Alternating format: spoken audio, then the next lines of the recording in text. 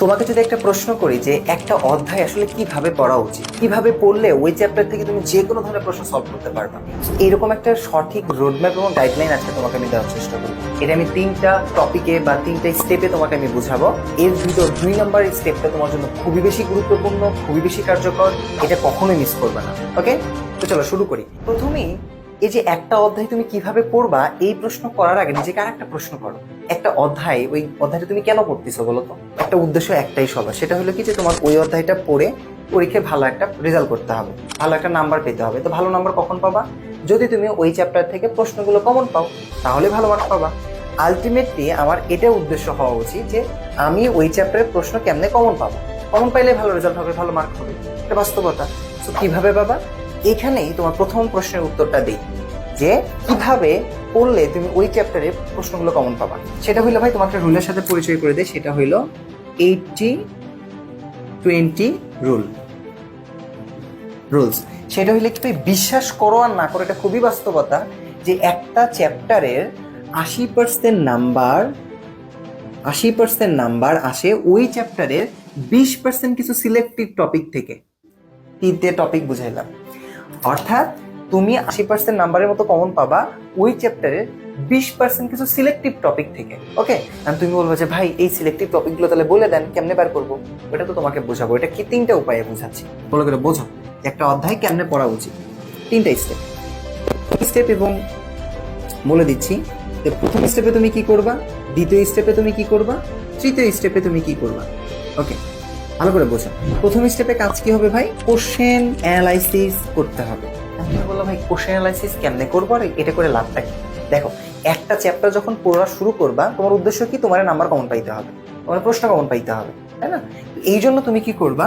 Question analysis বলতে বোঝাচ্ছি, ধরে না তুমি একটা চ্যাপ্টার পড়তেছো, সেটা যেহেতু আমি রসায়ন পড়াই, আমি ধরলাম যে তুমি ইন্টারে আসছো, তুমি গুণগত রসায়ন পড়তেছো। তো গুণগত রসায়নের বিগত 3 থেকে 4 বছরে ওই গুণগত রসায়ন অধ্যায় থেকে বা তুমি যে অধ্যায় পড়তেছো ওই অধ্যায় থেকে কোন কোন টপিক থেকে বেশি বেশি প্রশ্ন আসতেছে, ওটা জাস্ট তুমি একবার দেখো। প্রশ্নগুলো যদি একবার চোখ বোলাও, তোমাকে সলভ করতে বলি নাই কিন্তু, জাস্ট তুমি চোখ বোলাও, দেখো যে ও এটা দেখলাম যে কোয়ান্টাম সংখ্যা এটা বেশি গুরুত্বপূর্ণ, বর্ণালী বেশি গুরুত্বপূর্ণ, এগুলো থেকে বারবার প্রশ্ন আসবে। তুমি ভাই বিশ্বাস করো, যখন তুমি বিগত সালের প্রশ্নগুলো দেখবা, সিকিউ এবং এমসিকিউ যখন তুমি দেখবা, তুমি একটা আইডিয়া পাবা যে কিভাবে এবার তো কোন টপিকগুলো থেকে বারবার প্রশ্ন আসতেছে। ওই টপিকগুলোকে তোমাদের হাসিব ভাই বলে কি মাদার টপিক। কি টপিক? এমটি, মানে মাদার টপিক, মানে মূল টপিক। ওগুলো থেকে বারবার প্রশ্ন আসবে, তোমার বছরেও আসবে, কোনো সমস্যা নেই। ওকে, তাহলে প্রথম স্টেপে কাজ কি? যে কোনো অধ্যায় পড়ার শুরুতেই তোমার এই বিগত বছরের প্রশ্নগুলো একবার দেখতে হবে ওই চ্যাপ্টারের। ওকে, দেখলা তোমার একটা আইডিয়া হয়েছে যে এই চ্যাপ্টারে এই জিনিসগুলো গুরুত্বপূর্ণ। তখন তোমাকে কি করতে হবে? সেকেন্ড স্টেপে গিয়ে তুমি যে মাদার টপিক গুলো খুঁজে বের করছো ওগুলো খুবই গুরুত্ব সহিত করতে হবে। তুমি যদি কোনো কোর্সে থাকো, অনলাইন বা অফলাইন, স্যারদের কাছে যাও, বলবো স্যার এই টপিকটা একটু ভালো করে বুঝাই দিয়ে, স্যার এই জিনিসটা একটু আমাকে ভালো করে বুঝাই দিয়ে। আমি তো হামাক প্রায় ফেলতেছি, আমার আঞ্চলিক ভাষা করছি। কথা হলো যে সেই গুরুত্বপূর্ণ টপিকগুলো তুমি স্যারদের কাছ থেকে ভালো করে পড়ে নাও, অনলাইনে ভিডিও দেখো, দেখে আয়ত্ত করো। তাহলে মাদার টপিকগুলো গুরুত্ব সহিত পড়ছো, তোমার একটা আইডিয়া হলো, তখন তুমি বই রিডিং করো, একটু হালকা দাগাও, যেগুলো গুরুত্বপূর্ণ মনে হয়। অবশ্যই গুরুত্বপূর্ণ যে বিষয়গুলো ভাই কোনো কথা ছাড়াই তোমাকে নোট করতেই হবে। এখন এই নোট করার সময় তোমরা একটু ভাবো যে আমাকে তো অমুক ভাইয়ের নোট বলেছে, অমুক ভাইয়ের নোট করলে 100% কমন, আমি ভাই অমুক ভাইয়ের নোটটাই নোট করতেছি। এ গাধারা, নোট কিসের জন্য করা হয়? পৃথিবীর সবকিছুই তো নোট, সব বই নোট। ধরে নাও একটা বই তুমি পড়তেছো, যেমন ধরে নাও আমি এই যে এখানে একটা পড়তেছি, যে বুয়েট রসায়নের একটা বই পড়তেছি, তো এটা যে লেখছে এটা তার নোট, তাই আপনি নোট করছে, তার যে প্রসেস যেগুলো গুরুত্বপূর্ণ সেটা হয়েছে। এটা তুমি যে বইগুলো পড়তেছো সেটা ওই স্যার লিখছে, সেটা তার নোট। জাস্ট পার্থক্য কি? সে হইলো একটা পাবলিকেশনের মাধ্যমে প্রকাশ করছে, ওই জন্য তুমি তাকে বই হিসেবে পড়তেছো। ভাইরে, কারো নোট হুবহু কপি করে জীবনে ভালো করা যাবে না। তুমি যেমনে বোঝো, যেমনে পরবর্তীতে তোমার ওই লেখাগুলো দেখলে তুমি যাতে অ্যাক্টিভ রিকলের মাধ্যমে জিনিসগুলো মনে করতে পারো, ওই জন্য নিজের নোটটা ভাই নিজে করবা। অমুক ভাইয়ের নোট তমুক ভাইয়ের নোট বাদ দাও, তাদের থেকে একটা অনুপ্রাণিত হও, তাদের নোটগুলো দেখো, আইডিয়া নাও, অ্যান্ড দেন নিজের মতো করে একটা নোট তৈরি করো। প্লিজ এই কাজটা করবা। এখন এটা শেষ, মূল টপিক শেষ, নোট ডাউন করতেছো, ভালো কথা। অ্যান্ড দেন 3 নাম্বার স্টেপে গিয়ে কি করবা? চ্যাপ্টার সম্পর্কে একটা ভালো আইডিয়া হয়ে গেছে, মূল টপিক পড়ছো, নোট তৈরি করছো, সিকিউ এবং এমসিকিউ গুলা তুমি সলভ করলা। অ্যান্ড দেন তোমার একটা কাজ হইলো কি ভাই? ওই চ্যাপ্টারের পর পড়ার পর তোমাকে আরেকটা কাজ করতে হবে, সেটা হলো শর্ট এক্সাম। তুমি বলো ভাই এটা আবার কি, এটা একটু বোঝাই।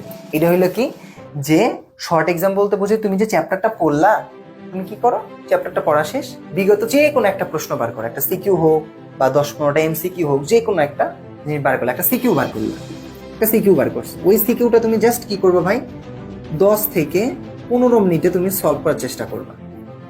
সলভ বুঝাই না, সলভ করো।